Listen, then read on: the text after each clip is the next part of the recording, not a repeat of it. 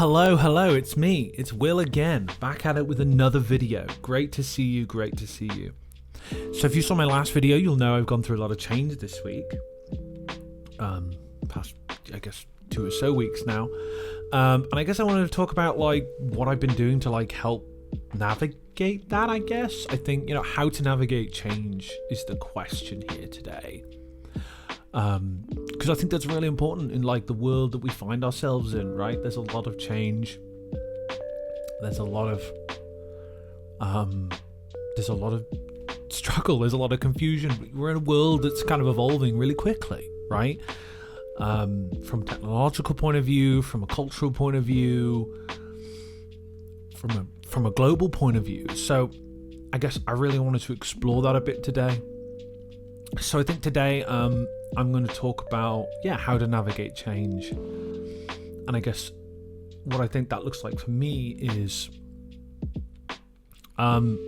really having fundamentals, right? What are your fundamentals as a person? And I think a lot of people are kind of what are that? What is that? What are fundamentals? What do you mean by fundamentals, Will? What I mean by that is why do you do what you do? Why do you give here, contribute there, don't contribute here? Do you feel connected? Do you feel heard? Do you feel understood?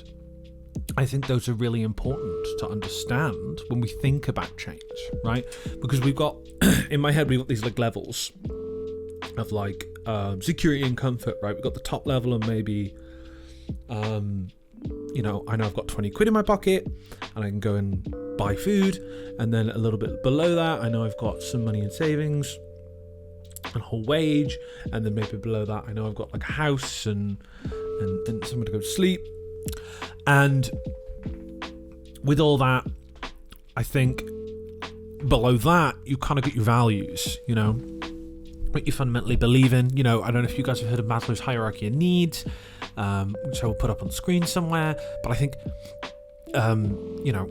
you've got those main needs. And then I think there's kind of the values that drive the stuff that can build you back up, build you into this upward spiral, right? So, as I said in the last video, I've had a really hard week, okay? A really hard week. And I think historically for me, if I hadn't explored and worked on this stuff, I would have just buried my head into the sand. I would have not tried. I would have been this is it, we're done, we're relapsing into addiction mode.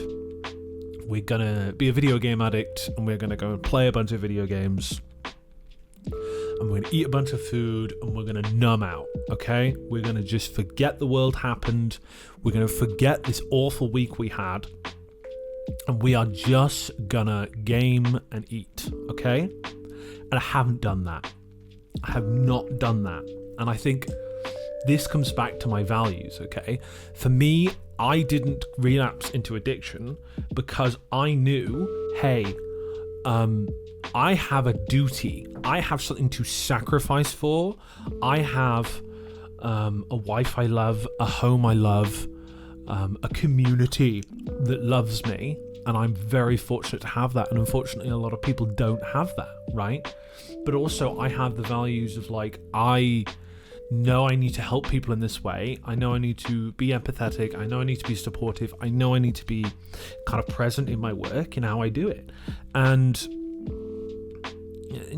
these are some of the kind of values I really try and hold true for me and be creative in my work as well to help me navigate change, right? So this is a lot of change for me. And what I've been doing is processing, resetting, and I've talked about processing previously, but a bit of a TLDR of that is meditation and journaling. I just did a visualization meditation prior to this recording, and some breath work, and that really helps kind of stabilize and steady me out, and then refocus me on what I'm doing in my journal. Right, which I'm doing daily. I know I've talked about that previously as well, but I think all kinds of stuff like that can prime you to be focused and present and create a focus for yourself and circle around those values. Okay, so part of me is being realistic here, right? I need an income, right? I'm a person. When you lose a job, you generally need a job unless you come from a position of means. I certainly don't. So I've been looking at applying for jobs. I've started the process, and then I've noticed I've had blocks in that process of like, how do I do a cover letter? I haven't had to do one of those in a while. I do a lot of CV work, resume work in my coaching program, which you can like check out in the description, and I can certainly support you with. But writing one myself is a little bit different, right? I've also done a lot of support and editing with cover letters, and there are certain positions and industries that really like them, and some that like don't like them as much. So I think it's good to do specific research on that. And if you want to do that with me, please check it in the description. But I think also it's like being all the emotions that come with it, right? I think logically I know how to do it, but like I'm in a position right now where there's a lot of emotional turbulence. So it's kind of like, how am I going to process that? How am I going to give myself security in the immediate term to feel like I can stabilize, focus on my duty, and sacrifice in the direction of that, right? Work in the direction of that. Do what I need to do for me, right? So if I'm in an emotionally turbulent state, like I can't act. I don't know about you guys, but if I'm not processing and I'm not coping and I'm not managing with what's happening for me in like a healthy way, I retreat back. I feel negative. I feel overwhelmed. I feel despair. And that makes me fall into my kind of addictions and my coping. But for me, I really have been fortunate enough to like work on processing a lot of these emotions and get experience being around them, being with them.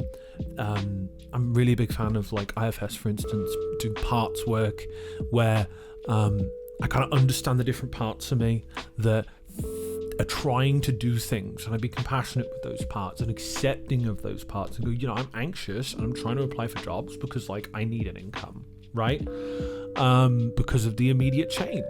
And like, that's okay. Like, it's okay to be anxious. It's okay that part of me is trying to help me feel secure.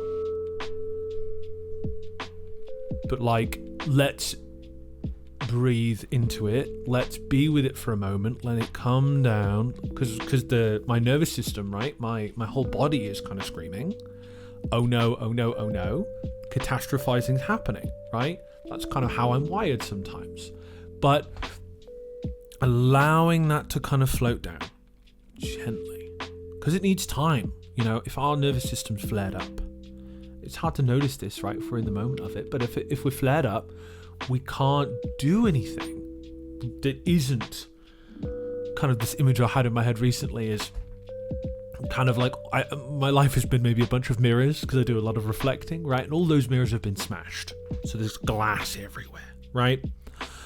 And I'm just trying to find a path through the glass right now. So, you know, when I had that optimism about a kind of job I applied to and it didn't pan out, I felt like I had a path through the glass prior to it not working out. And that broke. That path did not work. You know, I stepped on a bit of glass on the way and it really hurt. And now I'm tending to those wounds, you know, while I have a lot of other wounds from all the broken glass around me. So right now, yeah, wounded is probably a good word to describe it. But you've got to tend to the wounds before you can keep walking, okay? You've got to do that. And if you need help tending to those wounds, like, I've got a coaching program, links in the description. But it's hard to do that, right? Because I want to empathize with anyone watching this right now, right? Like, change is really hard, especially in a world where there's so much change and we don't know what's going to happen.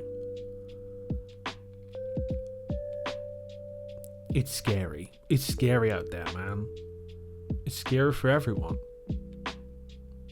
And anyone who's going through a change right now, like, I feel you.